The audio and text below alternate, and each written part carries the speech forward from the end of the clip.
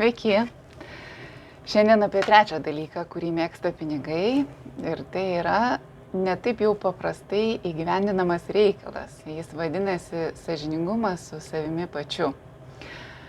Ir mes kiekvienas esam linkę nematyti to, ko nenorim matyti, prisigalvoti savo patogių tiesų, atsisijoti tai, ko nenorim girdėti, yra netgi tam apibrėžimas, selektyvus mąstymas. Tai reiškia, jeigu kažkas prieštarauja mūsų turimai tiesai, mes tiesiog tą atmetam ir išsirenkam, girdim tik tai, ką mums patogu girdėti, ką mums patinka girdėti. Dabar jeigu paimtumėm tokį labai elementarų paprastą pavyzdį apie dvi draugės, viena iš jų yra mitybos specialistė, pavadinkim ją Agnė, kita yra pakankamai apvali moteris, pavadinkim ją Ieva. Ir Ieva nusprendžia, kad laikas pažvelgti tiesiai į akis, ir jeigu aš dar veidrodyje sugebu save matyti gražią, tai svarstyklės atsisako man patvirtinti tą skaičių, kurį aš noriu matyti, ir reikia laikas susiimti. Jinai pasikviečia savo draugę Agnę į restoraną, jos nueina kartu papietauti. Ieva užsisako salotas, jas valgydama išstumdo visus lapus į lėkštės kraštą, suvalgo mėsą, majonezą, skrebučius. Ir tuo metu pasakoja Agnei: žiūrėk, kaip aš vargstu, kaip kankinuosi, valgau tik tai salotas, viską darau teisingai ir vis tiek tas svoris nemažėja, ir tu pasižiūrėk, kokie prakeikti mano genai, koks neteisingas gyvenimas ir panašiai. Ir kaip man su visu tuo gyventi? Tuo metu Agnė pasako tiesiai šviesiai: klausyk, mieloji, jeigu tu toliau taip maitinsies ir nevalgysi to, ko nelabai norėtum valgyti, bet kas tau yra labai naudinga ir sveika, jeigu išsirinksi tik tai, kas mažiausiai tau duoda naudos ir kartais būna kenksminga, tai ir toliau tu gyvensi su tokiu kūnu, su kokiu gyveni, tai arba tu jį priimk, arba nustok kažką aplinkui kaltinti. Tuomet Ieva baisiausiai perpyksta, sako: klausyk, kaip tu čia drįsti taip kalbėti, kaip tu gali manęs nepalaikyti, kas čia per moralai, viso gero, tu nieko nesupranti ir iš viso tu kvaila.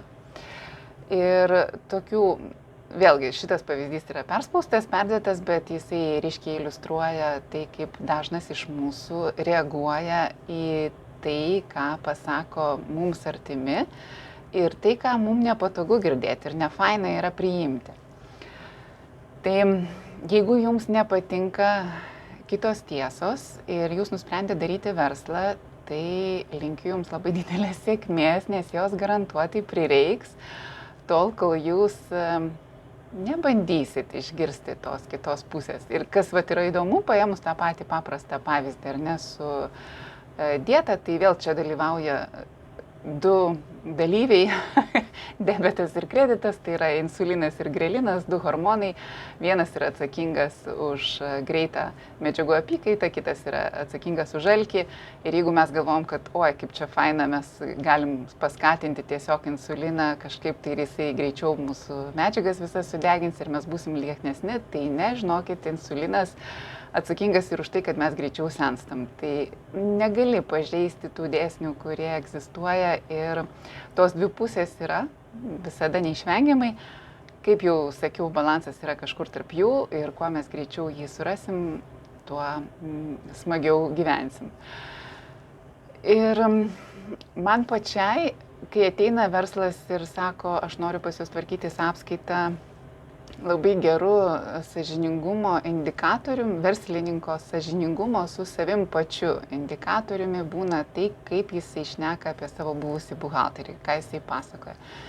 Ir jeigu aš iš verslininko girdžiu, kad ta buvusi buhalterė yra kvaila, pridarė galybę klaidų, nežinojo to nuo 3, 4, ir kai paprašau labiau detalizuoti visas tas situacijas, dažnai suprantu tai, kad daug kur buvo reikalingi paties verslininko sprendimai, arba elementariausia komunikacija su buhalteriu, arba dar kažkas, kas buvo jo atsakomybės zonai, bet jisai tiesiog nenorėjo to matyti, pripažinti, ir dėl to labai lengva suversti kaltę buvusiam buhalteriui. Tai aš nesakau, kad tai yra absoliuti taisyklė, tikrai ir tarp mūsų buhalterių ne visi šventieji, ir būna visokių, ir tikrai yra tokių, kurie nepasirūpino, buvo nelabai gal atidūs ar netgi nelabai sąžiningi, tai taip, tokių variantų yra. Bet 99% iš visų tų situacijų tai labai geras verslininko sąžiningumo indikatorius yra tai, kuo durnesnė buvusi jo buhalterė, tuo mažiau jisai supranta apie verslą. Atsiprašau, kad taip tiesiai šviesiai, bet tiesiog aš viską noriu papasakoti ryškesniais pavyzdžiais ir ryškesniem spalvom, kad paprasčiau būtų suprasti. Tai, žinot, buvo tokia Petronėlė. Ir jinai netikėjo jokiais ženklais. Ir dėl to iš jos atėmė teisės. Tai jeigu mes išvažiuojam į gatvę dalyvauti eisme be teisių ir atsitrenkiam į mašiną kažkokią, tai pravažiuojam per raudoną signalą, gaunam baudą, užvažiuojam ant šaligatvio, susprogdinam padangas ir pridarom aibės kitokių reikalų, tai mums nekyla klausimo, kad viso to pasiekmes ir yra būtent tai, kad mes neturim teisių ir neišmanom kelių eismo taisyklių. Bet išėję daryti verslą, dažnas išeinam žalias ir mokomės iš praktikos.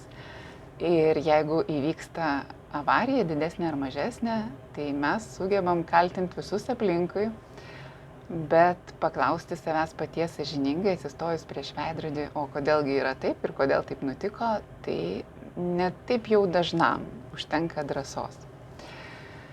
Ir jeigu mes kalbam apie tai, kad sąžiningi su savim turėtų klestėti, iš tikrųjų taip ir yra, kuo žmogus, verslininkas dažniau bendrauja su savo skaičiais, juos skaito, turi disciplinos su jais pasikalbėti periodiškai ir sąžiningai atsakyti savo tai, ką jis galėjo padaryti kitaip ir geriau, tuo jo verslas stipresnis ir stabilesnis.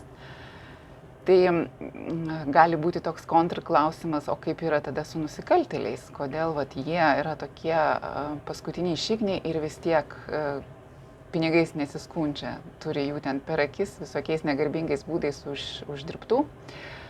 Tai kaip minėjau anksčiau, jeigu pinigus lyginti su krauju, pinigai yra verslo kraujas, tai kraujas savo klausimo neužduoda, aš cirkuliuoju per gerą žmogų ar aš per blogą žmogų, kokia to žmogaus moralė. Kraujas žiūri į savo paskirtį, kad jam reikia išnešioti medžiagas po organizmą ir jisai tą daro. Ir panašiai yra su pinigais. Pinigai neklausia savęs, kokioj aš aplinkoj cirkuliuoju, ar šita valstybė ar verslas yra korumpuota, kleptokratinė ar kažkas tai tokio.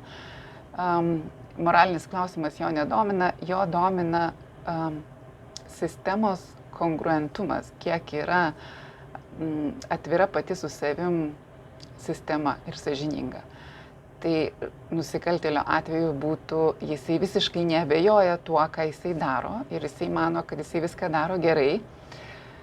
Ir nepasakysiu, aš nusikaltėlio yra gana žymi istorija, labai stambaus masto mafiozas, kuris buvo sugautas, nuteistas ir vedamas į elektros kėdę ir jisai rėkė iki paskutinės akimirkos, kad kaip jūs nesuprantat, aš viską dariau labai gerai ir sąžiningai.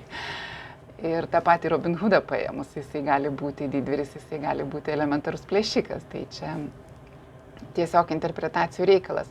Bet esmė yra ta, kad ar tas mafiozas, ar Robin Hoodas, jie tikėjo tuo, ką jie darė, jų pasaulėžiūra tiesiog buvo tokia, jiems niekas neatvėrė akių,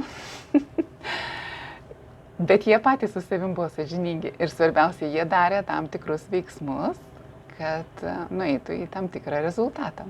Ne tik kartojo mantras, bet ir darė tam tikrus veiksmus. Tai to jums šiandien ir linkiu, turėti tikslus, daryti veiksmus link jų, būti su savim pačiais labai atvirais ir sąžiningais ir iki sekančių malonių.